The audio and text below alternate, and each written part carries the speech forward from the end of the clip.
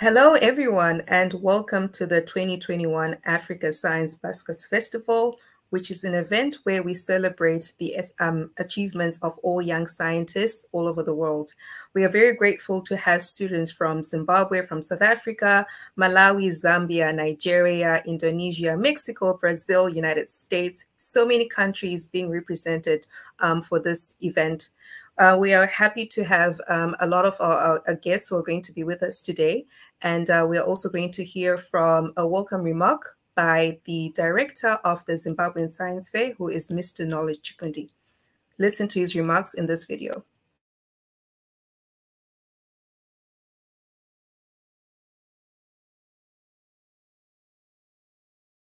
Hello everyone, and congratulations to the finalists of the 2021 Africa Science Buskers Festival, as well as your parents, teachers, mentors, and everyone who helped you to participate.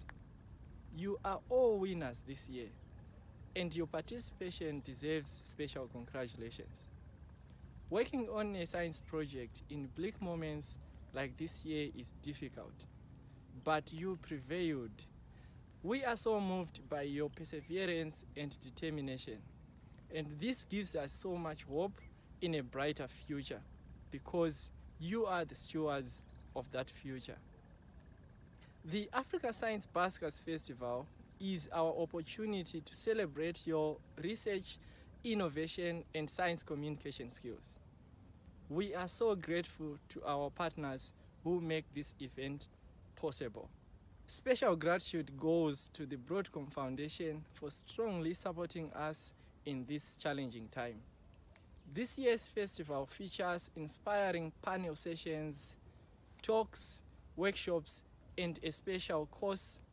These sessions are open to everyone. I would like to acknowledge our teams of volunteers who are working tirelessly to make sure thousands of children have access to the programming of this year's virtual festival. The festival will end with awards presentation on 31 July. On behalf of the organizing committee, I am excited to welcome you all to the 5th edition of the Africa Science Buskers Festival. I will leave you with these messages from some of the winners from past editions of the festival. Thank you. Hello to you 2021 Africa Science Buskers Festival finalists. My name is Carol Van Rooyen. I was the Grand Award winner in the 2017 Africa Science Buskers Festival. My message to you is, it only takes determination and dedication to change the world. Your researches and your projects will make the world we live in a better place. So keep on being passion driven. Science is the way to go. Congratulations. I'm proud of you all. Hello 2021 African Science Buskers finalists. I go by the name Brandon. I was the grand winner in 2018 African Science Buskers. I'm glad to be involved again. My message to you is, the good thing about science is nothing is to be feared whatsoever in life. It's only to be understood. I believe this is the right time for us to understand more and fear less. I wish you all the best in 2021 African Science Buskers. Thank you. Hello 2021 Africa Science Buskers finalists. My name is Leona. I am the 2020 Broadcom Foundation Award winner. I want to encourage all of you to never stop believing in yourself and be the change that you wish for the world. Thank you. Thank you very much there, Mr. Chikundi, for your welcome remarks. And we are very excited to have seen some of the past winners of the Africa Science Buskers Festival. Some very good inspirational words from there. They said, be the change that you want to be. And we hope all of you who are watching are going to be the change that you want to see in the world. Now, very much appreciation to the volunteers that have helped in organizing this amazing event, and also to a very special supporter in the form of Broadcom Foundation, who have always supported this festival. Here's some welcome and opening remarks from the president of the Broadcom Foundation, Paula Golden.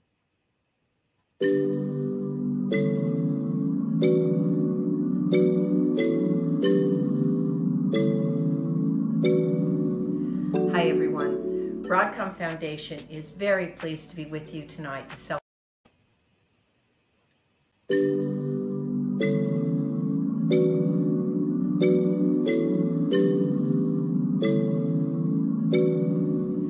Hi everyone. Broadcom Foundation is very pleased to be with you tonight to celebrate the incredible projects by so many young people at this event.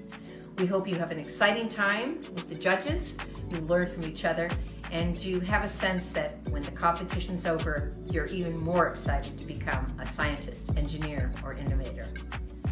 This year, we have a new opportunity to recognize a young person who brings their STEM knowledge with coding to a project that improves the community.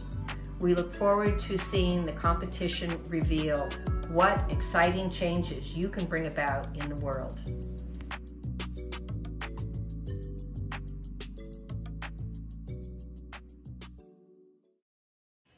Well, thank you so much, Paula, and thank you so much for the continued support that we get from Broadcom Foundation. Now, before we get into our first guest speaker of the day, we want to show some shout outs from some aspiring scientists from all over the world. Like I said before, we have scientists from Mexico, from the United States, from Zimbabwe, Malawi, Zambia, and they have some messages that they want to send out to all those who are watching. Listen here.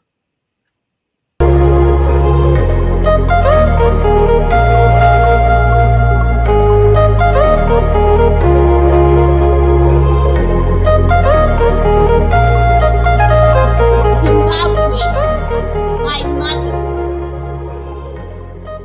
Multi-religious, beautiful scenery. I love my country. My name is Tadashe. We love you, Science Baskers.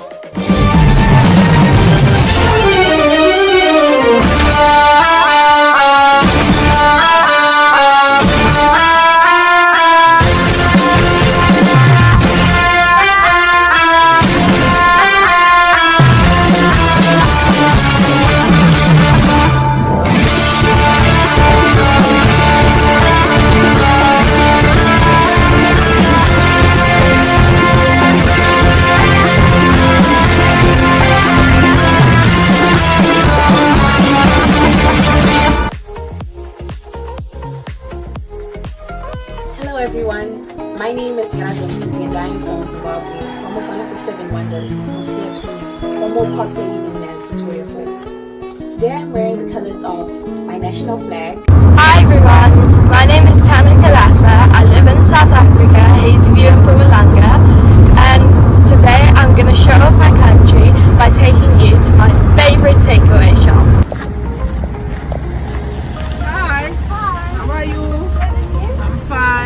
So this is Aggie.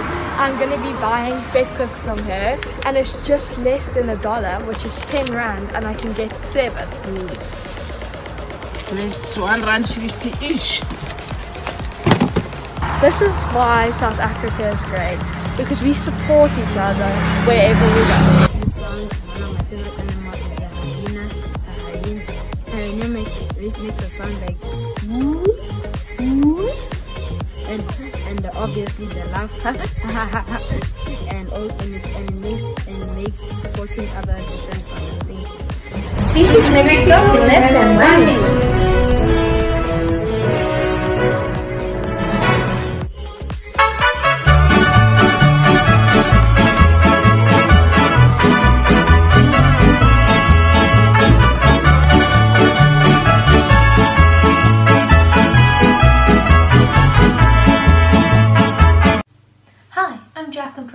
And I'm Jordan Perwer. We are from California in the United States of America.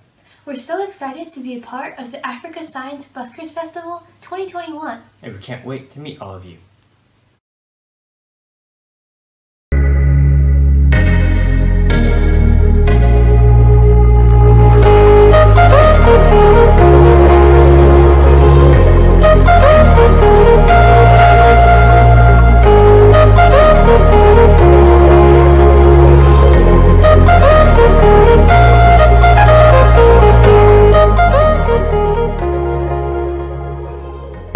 I'm Daniel and I'd like to tell you why I love my country, South Africa.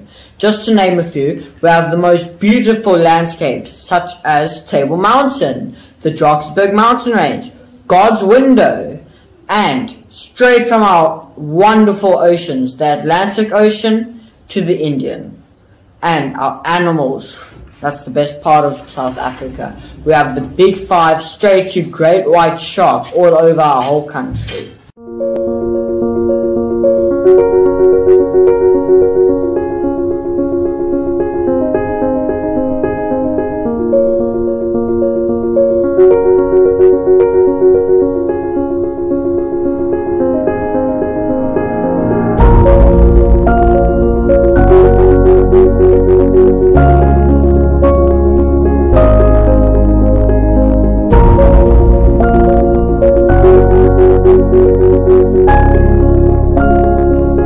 Hello everyone, I'm Yasima Adhikari from Nepal, a country in the South Asia. Although small in size, my country have altitude ranging from 60 to 8,848 meters. Yeah, you hear me right, 8,848 meters, because Nepal is a land of the Everest. And with these variations comes diverse form of culture, religion and lifestyle. Birthplace of Buddha and home to vast numbers of flora and fauna, my country is truly a heaven on earth, and that's why you all should visit it once in your lifetime. Hi, I'm Jorge Parra and I'm from Spain, and I'm here to show you the beautiful, precious and cultural things that my country has to show the world, because in Spain, everybody's welcome. In this country we have everything you might need: multicultural monuments and culture, vast and varied gastronomy, the perfect weather, very friendly people, and lots of more things you might discover when you come. So, what are you waiting for? Come here visiting us, you will never forget.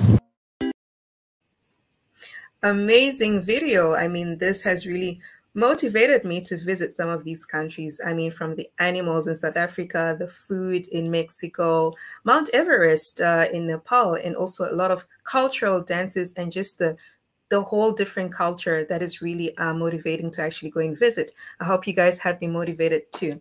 All right, now we go into our first guest speech of the day, and we are going to have Dr. David Garrett. He is the Vice President of Hardware at Synthiat Corp, which is an organization based in California, United States. He is a semiconductor expert who's working on machine learning for digital signal processing.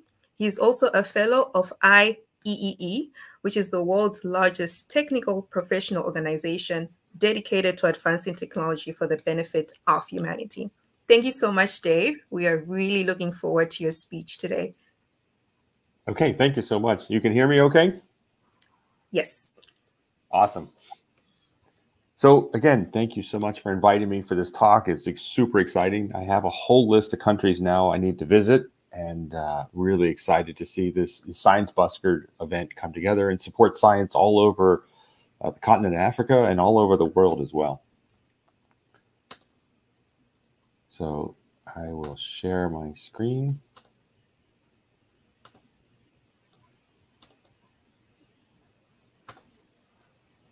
Great. So what I want to talk to you today about, I work in a number of fields in STEM, so I wanted to give you a background on my, experiences in science, technology, engineering, math, and the so-called STEAM field. I want to take a look at my work with Synthiat. I work in a machine learning company. We're building custom silicon to actually, do things to use machine learning to, listen for words and listen like a human brain. And so it's a very fascinating, part of my career. And then I also want to give you a little preview about something called HeyCube. And I've also built a, essentially a science and STEM toy from scratch. And I wanted to give you a little bit of background behind that. So, and then we'll wrap this up with some conclusions. But what I was thinking back on the Science Buskers event, my very first project that I can remember, and when I was about 11 years old, I remember building an electromechanical buzzer. So one of the things we had done on the side here is you see a circuit that I had looked it up in a book, and we figured out how actually to use a battery to drive an electromagnet to actually pull a piece of magnetic material over and connect a circuit. What we found was I was able to build this circuit, from looking at pieces my grandfather had in his basement and hack together a board. It was a fascinating thing, and I could actually make this thing work by pulling the arm. It would disconnect the circuit and release the electromagnetic, and this thing would buzz at a certain frequency. And I think really started me on my career in STEAM at that point, just building things from scratch, trying to hack these things together and see what I could do, to make what I saw in the textbooks and actually recreate that experience. What I do remember about that also is the board that I had made was actually quite, it was quite ugly. It wasn't actually a well put together project. I mean, it barely worked and it was very hacky. And I remember taking it into the classroom and thinking, oh, I think they're going to think this is silly. But I remember my teacher was really excited because I created something from scratch, and it didn't have to look pretty. It had to do, show that I had learned something. And I remember getting a very good grade on that, even though I didn't think it looked pretty, but it actually really worked. So let me tell you, about my career. Essentially, I studied electronics once I went to college. I became an electrical engineer. And that led me down the path of, building computers. After my 4 years as an undergraduate, my last class was, we actually built a computer from scratch. And I thought that was the most fascinating thing. I love that, that technology, it was just the most amazing puzzle for me to work on and solve. And so from there, I ended up going back and I went for a graduate degree and ultimately a PhD, studying the construction of electrical circuits and trying to learn everything about that technology. So the company I'm at today, we're actually, I spent a number of years at different companies. I was 10 years at Broadcom, but today I'm at a venture-backed startup. And what we're trying to do is bring machine learning to the edge. And we build our own custom silicon to do that. So it's an interesting odyssey in science and technology. So sometimes you work for big companies, sometimes you can work for startups. And Synthient's a case where it's a company that's literally just over 4 years old. And in the last 4 years, we've grown from, essentially our first hire up to 75 employees today. And we're in shipping high volume. We're shipping these ideas that we came up with have been turned into real products. And we've shipped over 10 million units of our devices in the last 3 years.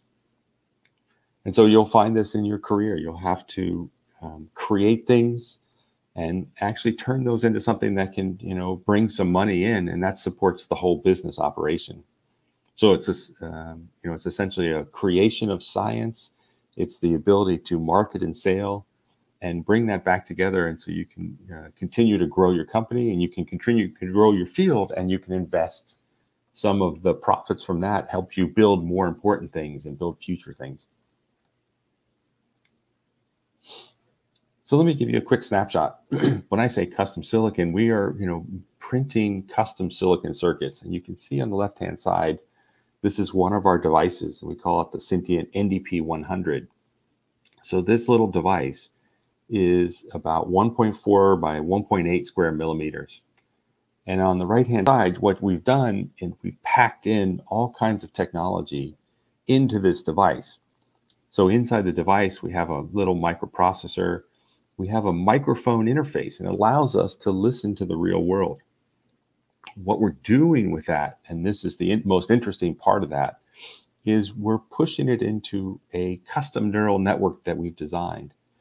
And it's really neat because this device is optimized to listen for words in the environment and actually tell us when something's happened. So we train this neural network in a cloud computing environment. We actually train it to listen for words and recognize these keywords when someone says something. Now, why that's significant is we really leverage this device to be the lowest power device that actually listens for these words, and in a system which has a constrained amount of energy. So you have a battery, and the battery only lasts so long. It's our job with this device is to shut down the rest of the system and stop consuming energy, and our device is the only thing awake and listening 24 hours a day. So what happens then is when the word has been said, we can actually wake up a phone, we can wake up earbuds, we can wake up things in the environment and act upon that. But it's our job is to be 24 hours a day listening and using neural technology to do that. So I'll give you a couple slides. I'll kind of give you a demo of how that's working. But you can see there's, tens of millions of transistors are packed into this little tiny space.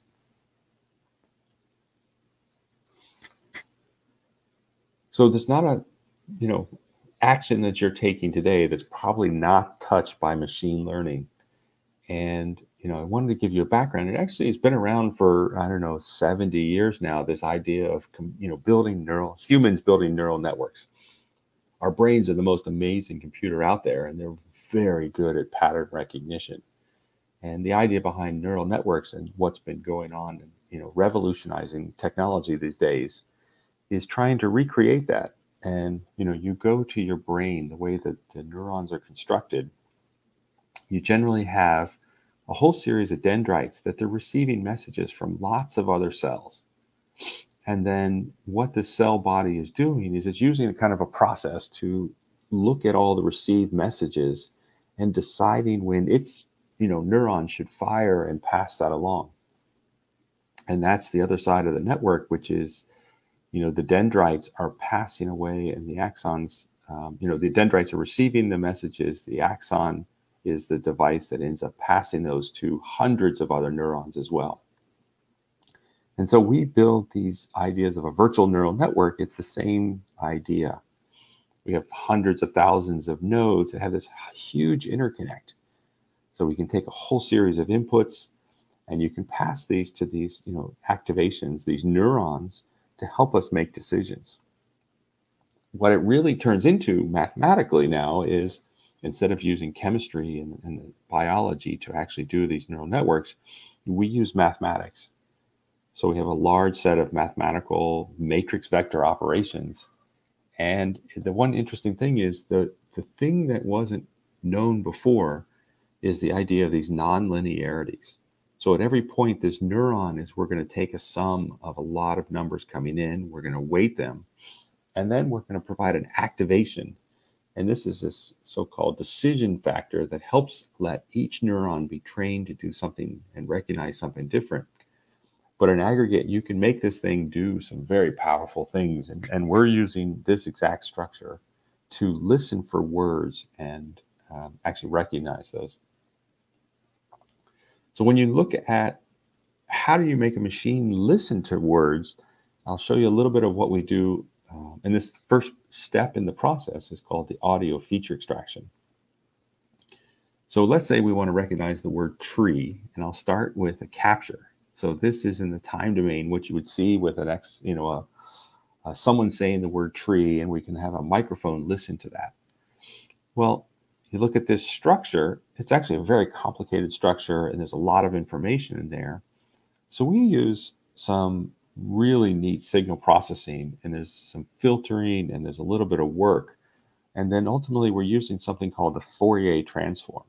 And so Fourier is a very famous mathematician, and what he had come up with is a way to analyze signals and look for the frequency component. So the notes of a piano, music instruments are all different frequencies. The fast Fourier transform is something that allows us to take an audio signal and understand, the components in the frequency of what the energy is. So on the right-hand side here, you'll see what we've done here is taken a look at this word tree, run that through the fast Fourier transform, and this y-axis tells me frequency. So this is 0 to 8 kilohertz. And then the bottom axis is over time. And this is what actually the machine sees now from this word tree. And it allows us to analyze when you say the word tree, ta. There's a lot of high frequency when you first start the word, and then you can see E has a little resonance in higher and lower frequencies.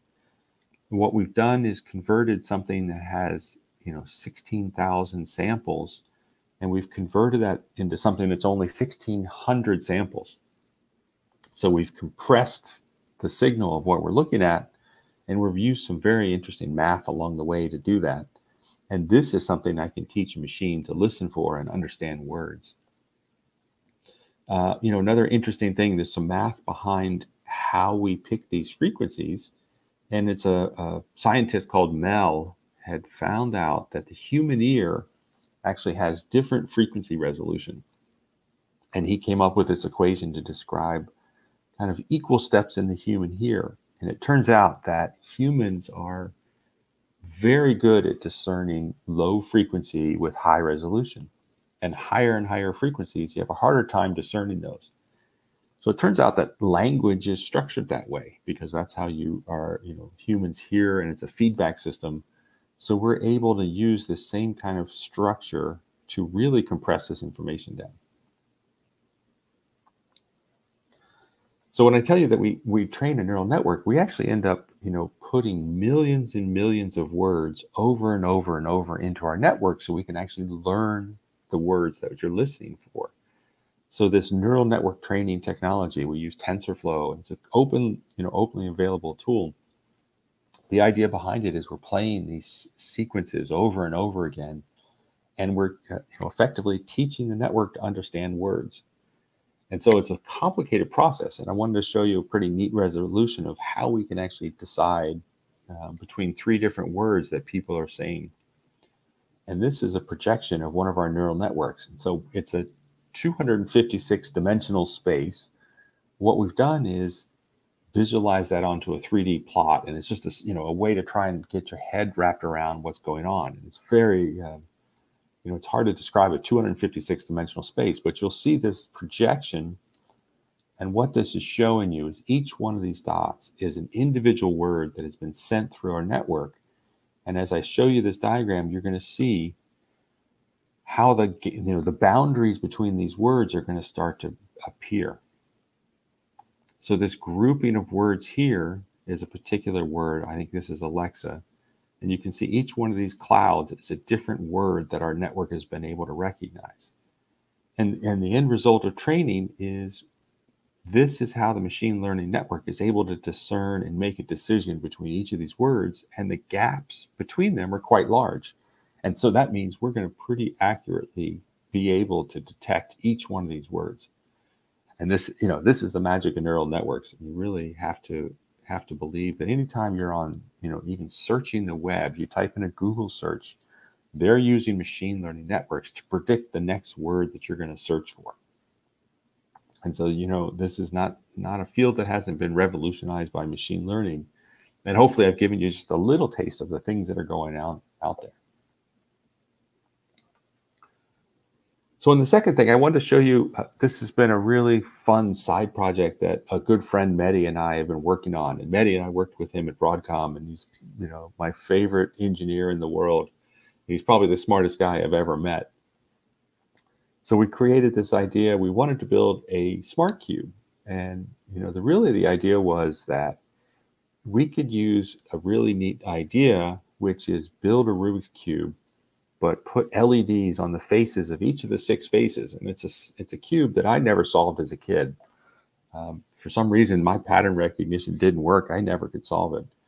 But we said, hey, let's put something together, a science technology toy, and make sure that just about anyone in the world could actually solve these cubes. And we can teach you, we can play games, we can do all kinds of neat things with this platform. And so we created this company, around what we call HeyCube. And there's my friend Mehdi. We're in his office, and you can see some of the circuit boards. This is very early on when we were trying to create this device.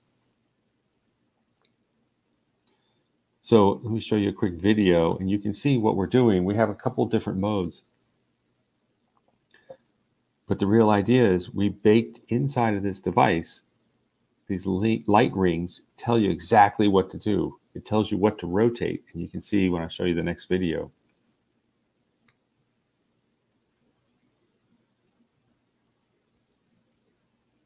You see the ring is going clockwise there, and the user just has to follow that rotation, and it's always going to get you the cube back to the solved state. And so I'll show you a little bit on the next slide, a little bit of the technology underneath of that. But we really have built in a number of modes that we can do simple solver. So we're going to reverse whatever moves you've done, so you can scramble the cube, and we can reverse that out. And I tell you, it's pretty amazing to watch people's face when they actually, for the first time, see, solve a cube. They've never been able to do it themselves. But deep inside, we actually have, a full solver. And so if you take the time to play with this device, you can actually start to learn the real algorithms that let you solve any cube yourself. And a lot of it is about pattern recognition and understanding scenarios. And we've really baked that into this device, so hopefully people can, spend the time and actually learn the patterns and actually say, oh, I can solve any cube without the hints and without the prompting.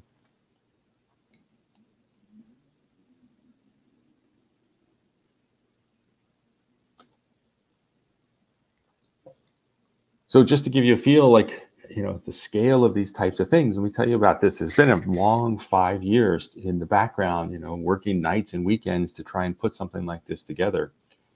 And we went through a number of, steps in the scientific process. And, it starts 5 years with the idea, and it said, is it even possible to build something like this? So what we had done is we ended up, using a Python library. We built a simulator for the cube. We said, hey, what would this look like? And we could virtually make this, system play with solver algorithms and write all the, the algorithms behind it and say, hey, you know what? There's something actually there. We think we can proceed with this. The next step is, I don't know if you're familiar with the Arduino platform. It's this amazing little device that allows you to program, a little tiny board. And we moved from virtual world and idea world into actually coding real things into these small platforms and say, hey, can I actually control the LEDs? I need to control the LEDs on 6 faces. I need to know the positions of all the rotations that the user's making. And we started to build, some of the components of the system and prove that out and say, hey, this piece works. This is going to fit. Hey, this is actually all going to come together. So that led us into the next step. We said, hey, look, it's a go. We understand the algorithms. We know we can fit this in a device. And that's on the left-hand side. You start to see we built some 3D prototypes of the cube. And it turns out, hundreds of pieces inside of this device that was needed to make it work. We had some 3D modeling software, and we had, some 3D printing to actually build some of those, those prototypes. And inside of there, you see each one of the faces has its own circuit board. It has LEDs and sensing circuits. We have to make sure that all the pieces freely rotate.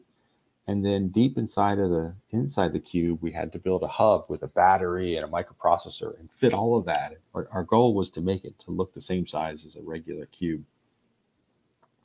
So from the 3D prototypes, there's lots of coding, fixing many problems. So we spent, years trying to get the coding down to get this whole thing to construct.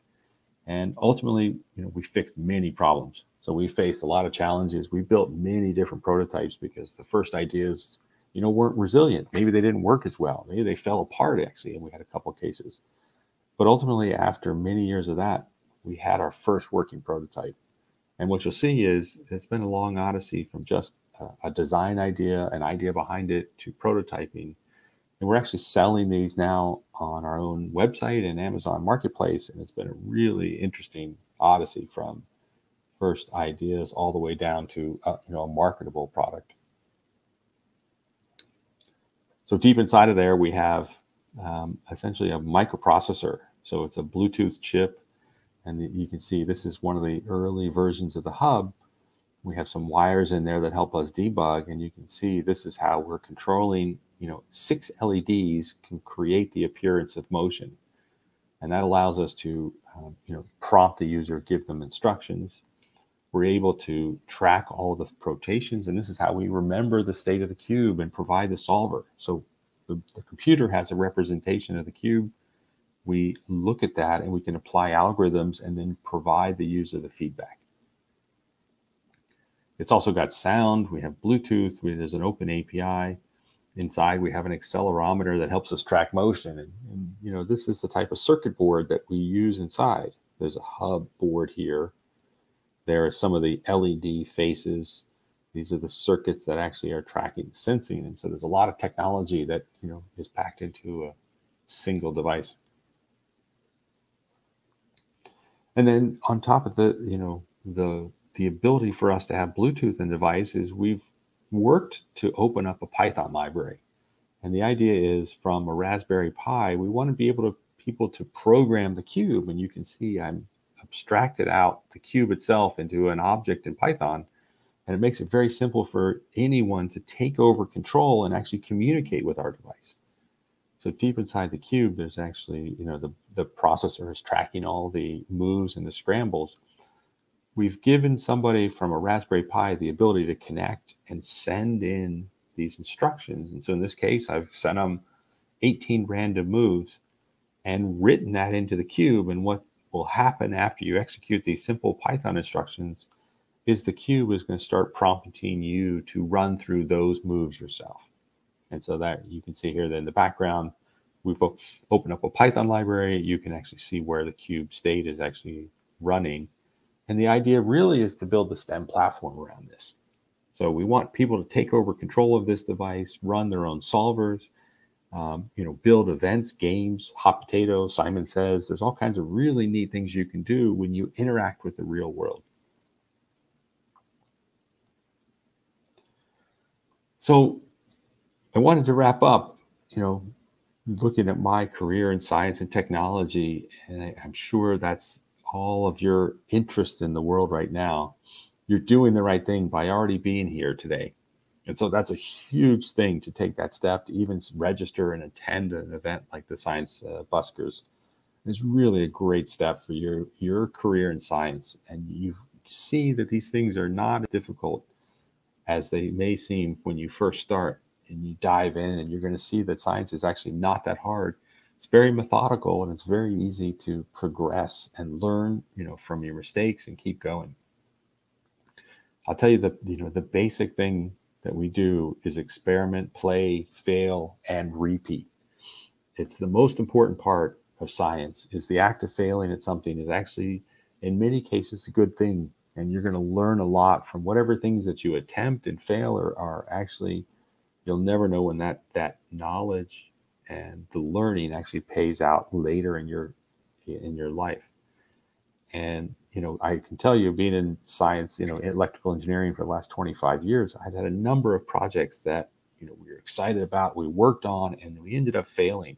It didn't make it to market. It didn't, work in the device. But we've taken away those lessons, and you just do a better job the next time around. And so this is a very important part of your science career. The other thing I tell you, the scientific method, it's a very important way to approach your life. And you make decisions based on experiments and real results. And sometimes you have to go where the science leads you, and you have an idea, you have a hypothesis, and you think you know where things are going. But you always got to be careful to check your results and look at what happens and really make decisions based on science. The idea is, science a way of experimentation, proving things, and understanding what happens and make decisions on that. And of course, the goal of science is to stand on the shoulders of giants. Is there, millions of people that are running experiments and learning and doing those things ahead of you. And so there's a whole body of work that you can rely on to not start from scratch, but actually learn from all the previous mistakes and learn from the previous results of others. So that's a big part of when you go into college and even further degrees, is learning how to read and look at published papers and understand the experiments that have run before you and build on the work of others. And then lastly, I'll tell you, the open source community, it's really a fascinating time. The open source community is driving access to very powerful technology for just about anyone to jump into science. So the Raspberry Pi is a great example of a $35 computer, which is, was one of Broadcom's powerful chips they used to build 8 years ago, but it's now putting computers in the hands of millions of people. There's tools like KiCad is an open source PCB printed circuit board software, and for free you can download the software and build your own electrical circuits. And then finally, the machine learning tools, they're available for anyone. They are able to build some and train your own neural networks yourself. And what companies are making sure of, everyone works together to make these things freely available for anyone in the world to use them. And so with that, I want to wrap up my talk. I really appreciate being invited here to speak to you guys, and I'm excited to see what you guys can create in your lives and careers. And again, I hope to visit all of these countries someday. So thank you so much. Many, many thanks, Dave, for giving us that brilliant talk. A lot of things that I actually never knew about. I think my face lit up when I saw the Hey Cube, because I've always tried to do the Rubik Cube and it just never worked out for me. So I think I'll look at that. Just to remind everyone who's watching, please post your questions for Dave. I think we'll just have a few questions to go with before we close. But I actually have a question. So, I mean, with all the technology that's going into the Hey Cube, I was just wondering, what would be the cost benefit? I know there are other things that are put into the cube, but in comparison with just a regular Rubik Cube, what is really the benefit for this one? Yeah, I mean, I think the idea behind it is when you learn, solving a cube, I never did it as a kid either. I finally did it after I programmed it, is that we made the idea is that the cube is in your hands. And so you're not looking over somewhere else at patterns. It's like we tried to make it a muscle memory, an intuitive thing. And so the cube itself, it's all about recognizing patterns and applying them. And so the idea is it's in your hands and you natively understand what's the next pattern and you start to get muscle memory around that. And then, of course, it was just fun to build these things. So I think, honestly, I don't think there was any overriding goal other than Mehdi and I love to play with electronics. Right. Okay. Thank you very much. Are there any questions for us in the chat? All right. I think my second question would be, I think you spoke a lot about, experiments, fail, repeat, and all of that. But what would you give as advice for the thought process to mapping out a good experiment? What do you think are the key things for scientists to think about? Yeah, I mean, it's funny, is the faster you can do an experiment, the better, right? The more that you can learn, is it helps you build the learning along the way. And there's a story, I think there's a book, Freakonomics, and they took a pottery class, and they took the class and divided it in two, and they said, okay, half of the class, your grade is the best pottery piece. You need to have a perfect piece. You get 1 grade on this piece. And the second half of the class was, your grade is based on the number of kilos of pottery that you make. And it's not actually how quality, it's just how much pottery you could actually make in the class. And at the end of the class, what they found was the people that were weighted, graded based on weight, objectively had much better pottery. And so that's what I'll tell you. The idea is the kilos of experiments and the amount of work you put into quickly failing, learning, and moving on and redoing is super important. And waiting to craft the perfect experiment and all the conditions have to be right end up slowing you down. And so I would say fail often and early. Right. That's good there. Fail often and early. We have a question from Pharrell who says, how do we optimize implementing several algorithms, such as using fuzzy logic and neural network in an Arduino-based project? Yeah, there are tons of resources on the web that, like TensorFlow comes from Google. There's PyTorch. There's these frameworks that you today should be able to go download a tutorial and train neural networks yourself. And they start with very, toy examples. They'll give you toy data to start working with. And there are ways that you can map those to the platforms. And so go to the web, find these tutorials and just play with those examples. And then that allows you to pivot from there. And that's how my learning also in my life is. I learn by example. Take someone else's work, I see the example, and you take a small piece and modify that example, and you say, oh, I see how I can get my version of that. And pretty soon you're starting to replace all of the things, and you have your own working system for yourself and your particular problem. All right, brilliant. I think that last slide that you had really had, a lot of information there, which I hope those who are listening took note of, that there are a lot of open source resources out there to be able to look at some of these things. I'm not sure if there's a follow-up questions again from Pharrell. I think he says, in addition, is there any way to optimize code outside of Arduino? I'm not sure if that would work. The Arduino is known as a limited resource device. It's actually very tiny. And so it is, certainly it's hard to fit into some of the Arduino devices. And so if the networks are too big, look at the Raspberry Pi sometimes. That has a lot more compute. It's a higher power device, but I think there's a lot of resources that the Raspberry Pi can be more powerful for you if you can get a hold of those. All right, thank you very much. I think in the interest of time, we'll end here, but I'll just like to ask Dave, do you have any closing remarks to make? No, again, I think I'm so impressed with this, this event and organization, and I really applaud you guys for helping encourage all of these students in science. And, like I said, the students are all making the right choices already to keep moving in their career. And so, really a great job. Thank you very much. And thank you for being here with us today. Yeah, thank you. All right. Okay, so we swiftly move along to our panel for the day, where I'm going to be having a chat with two very inspirational young female scientists. We have Nokutenda and Ruvarashe, who I will allow to introduce themselves. So I'll start with Nokutenda. Please tell us a little bit about you. What do you do? Where are you from? Hello, everyone. My name is Nokutenda Saurombe. I am a Form 3 student at Queen Elizabeth High School in Harare, Zimbabwe. I am a young scientist who grew up in Zimbabwe. Currently, I'm an intern at the University of California, Santa Cruz, in a program called Science Internship Program, and I'm the co-founder of Junior Space Explorers. Thank you very much. Can we have Ruvarashe? Hello everyone, my name is Varashe Moyo. I'm a Form 3 student at Queen Elizabeth High School in Harare, Zimbabwe. I was born and raised in Harare.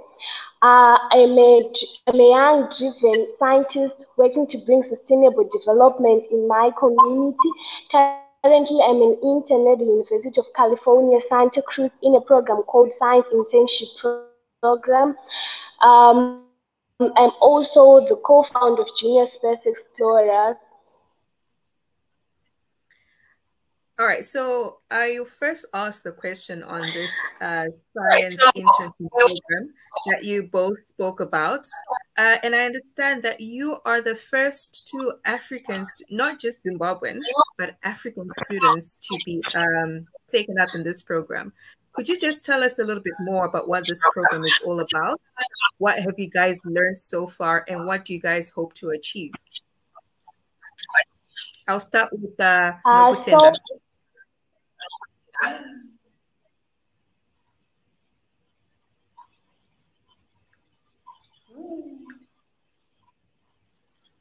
Oh, Nokutenda, I think you are muted.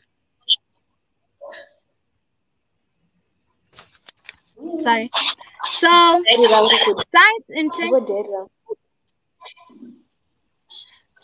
Internship Program is 10-week program hosted by the University of California, Santa Cruz.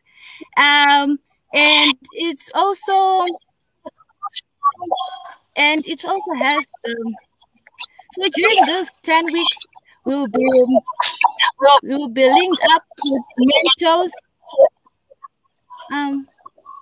We'll be linked up with mentors, and we'll be collaborating with other interns, and we'll be having relationships with other interns, learning about real life science research. And also at the science internship program, we'll be at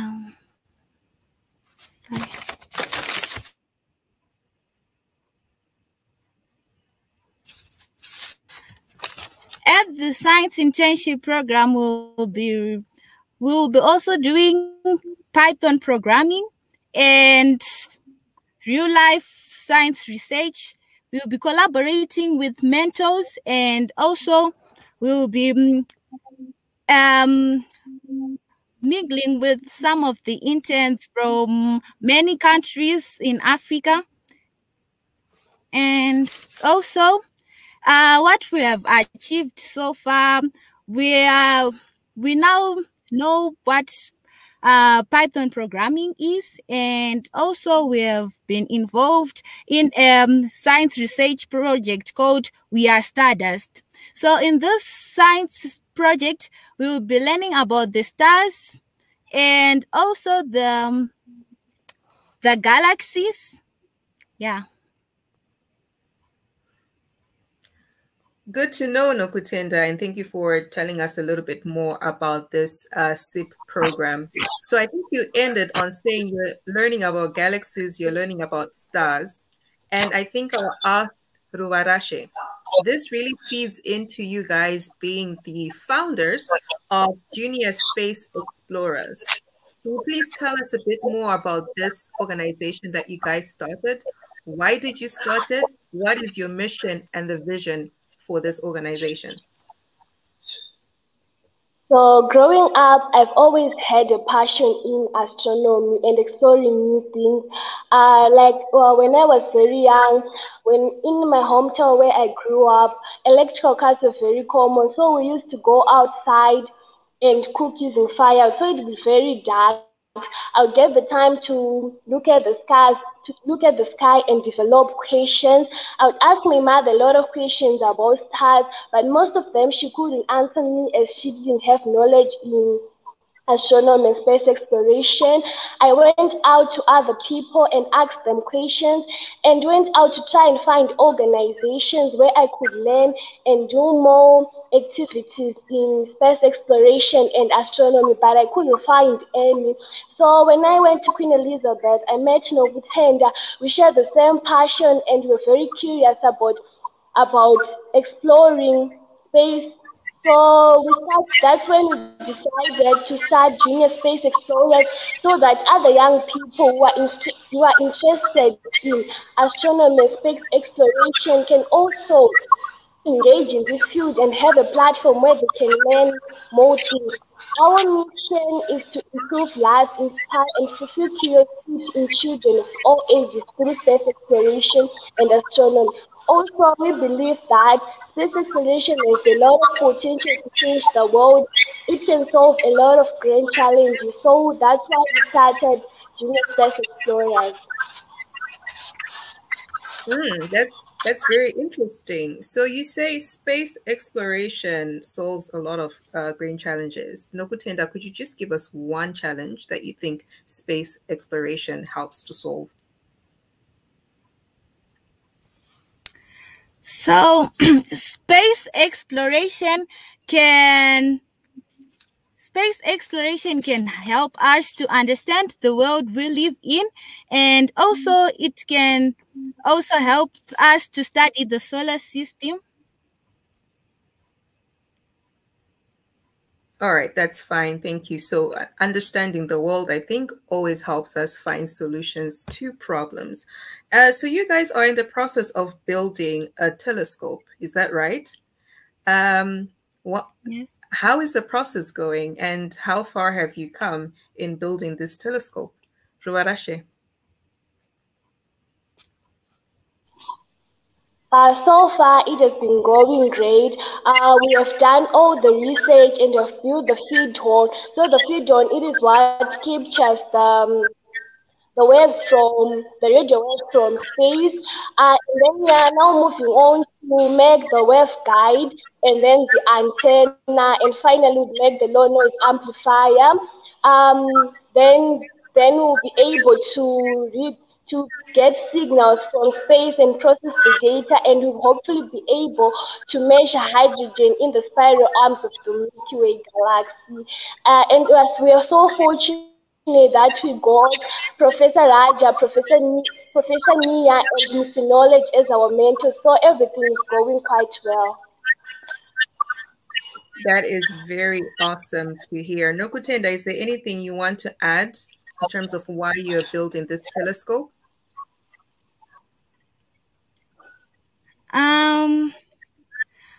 On building, the reason why we are building the radio telescope is we want to measure the hydrogen gas in the arm of the Milky Way, and also hydrogen is the most common element, and that is on the periodic table. So by measuring the hydrogen gas, we spark curiosity in young people so that we can equip them and engage them in space exploration and astronomy. Great, that sounds really good. To everyone who's watching, please post your questions or comments for Luarashe and Nokutenda, because I understand we're about to end in a few minutes. So what I want to ask as a last question is to you guys, what are your aspirations in science? I understand you are in high school at the moment, but what do you want to be? Luarashe? So I aspire to start a very great tech company that is interconnected with space exploration and astronomy, and hopefully it will be solving one of humanity's great challenges.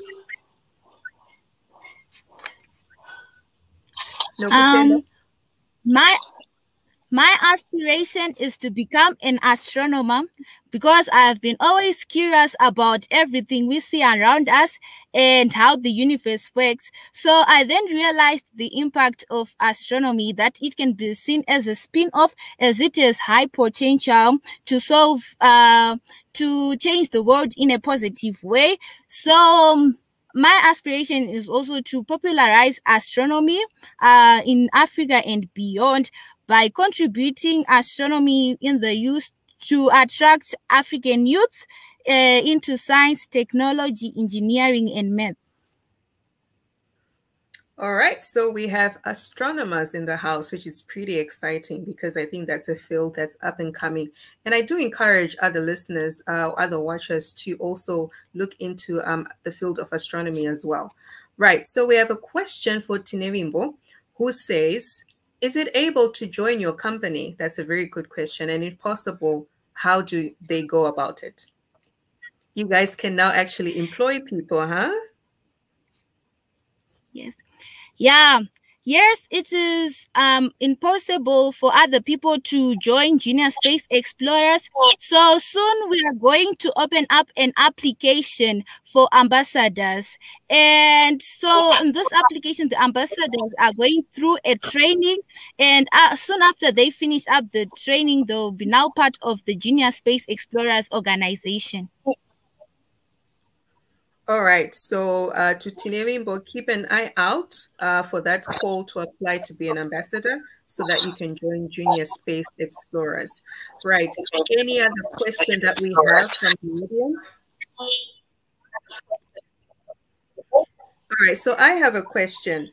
What is you guys' favorite STEM subject at the moment? And why? I'll start with Nokutenda. So my favorite. Okay. So my favorite subject at the moment is chemistry. And why do you like chemistry?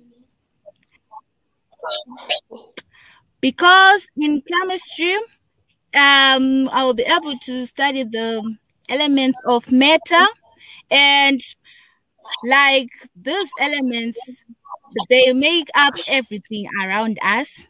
So I love chemistry because chemistry is the study of everything around us. All right, Ruarashe, what's your favorite? So my favorite subject is computer science, because with computer science you can solve a lot of problems. So that's why I really like computer science, because it has the potential to solve a whole range of problems. Thank you very much for your answers. Questions are still welcome from the audience. If there aren't any questions, what advice would you guys give to fellow scientists, in terms of what they want to do in the future and how they're able to do it? Because you guys were selected to be part of this SEEP program. How can other scientists who want to do the same thing be able to do it? What advice would you give? Ruarashe? So what I want to say to other scientists who have their dream, it takes passion, collaboration, curiosity, being loud, and being proud about your dream to achieve it. You have to stay curious and step out of your comfort zone to keep learning and growing. And don't ever be afraid to fail, because on your way to success, you always pass through failure. And also, one thing is that you have to talk about your dream, tell others about it, and allow others to help you. But most importantly, help yourself. Go out there, look for mentors, resources, and opportunities that will help you achieve your dreams. And even if things get hard, never give up. Change the plan, but never change your goal. Some very inspirational words from Ruarashe. She says, be bold enough to tell others about your dream and find mentors who can help you pursue them. Nokutenda, what's your advice? My advice for other young scientists is never give up on your dreams, because all your dreams can come true if you have the courage to pursue them. Know where you want to go and aim for the highest goals. It doesn't matter where you come from. It doesn't matter your background, but just strive for a challenge and never be discouraged, and look forward to opportunities so that you can make the world a better place and also achieve greatness. Amazing. We have really good comments that have just come through that says, I'm super impressed by Ruarashe Nokutenda. Someone says, thank you, Ruarashe, very inspiring. Never give up. And thank you so much to you too, and for all the work that you're doing as young scientists. I hope a lot of the listeners and watchers have been inspired. All right, so we've come to the end of the opening ceremony of the Africa Science Buskers Festival. But before we close, you know that this festival has a lot of projects that have been sent through by many scientists around the world. So now we just want to show you a short video of some of the projects that we have in this festival. I am from Malawi. I'm here to present a project on low-cost drones. Drones are one of the most promising technologies in the fight against key global challenges, for example, natural disasters like flooding and diseases like malaria. As such, there is a need to development of low-cost drones that can be used by low-income communities. For instance, here in Malawi, the country has suffered from several waves of flooding, infestation of armyworm, which are key challenges that need low-cost surveillance techniques that can be employed at local level. We do things. Our country, Malawi, has been at the forefront in Africa in pushing forward drone technology. And the interest in drone technology is still high. Developing drones from local available materials might be a great development.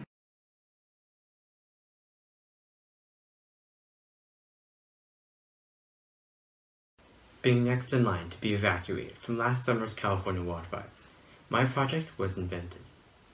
Spirit Air was born from my highly efficient logarithmic spiral wind turbine, with the goal to improve the efficiency of HVAC systems and filter out extremely hazardous air quality.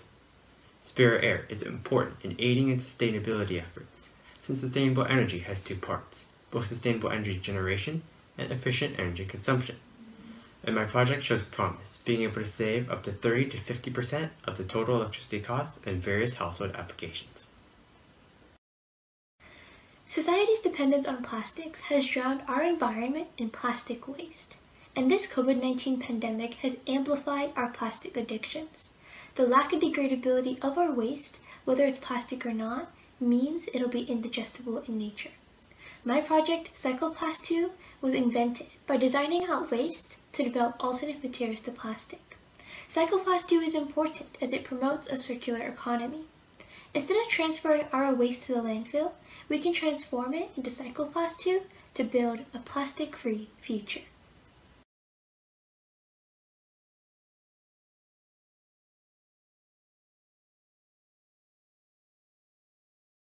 Hello, my name is Sharon Ramsey from Zimbabwe, and my project is the fusion of sea maize and Ipomoe potatoes utilizing genetically engineered amylase strains of SUV shape composed of glucoamylase, alpha-amylase, and trialase for maximum ethanol yield and biofuel production. We all know that fossil fuels are a major problem in the world because of the effects they have on the environment. One such effect is climate change, leading to various disasters. Basically, our world is dying because of the type of fuels we choose to use, which have a large impact on the environment. This project is important to the world in that it's going to reduce climate change by reducing the carbon footprint, as well as reducing ozone pollution and related diseases. It's also going to encourage economic independence of developing countries. My words of inspiration are: be brave enough to stand for what you believe in, even if you stand alone. Amazing projects that we've seen this year, and I can't wait to see who the winners are for the closing ceremony. So we've come to the end of the opening ceremony for the day. My name is Sandile Mtetwa, and I have been your host. Looking forward to seeing you all tomorrow for the workshops and on Friday for the closing ceremony. Have a good day and see you guys tomorrow. Goodbye.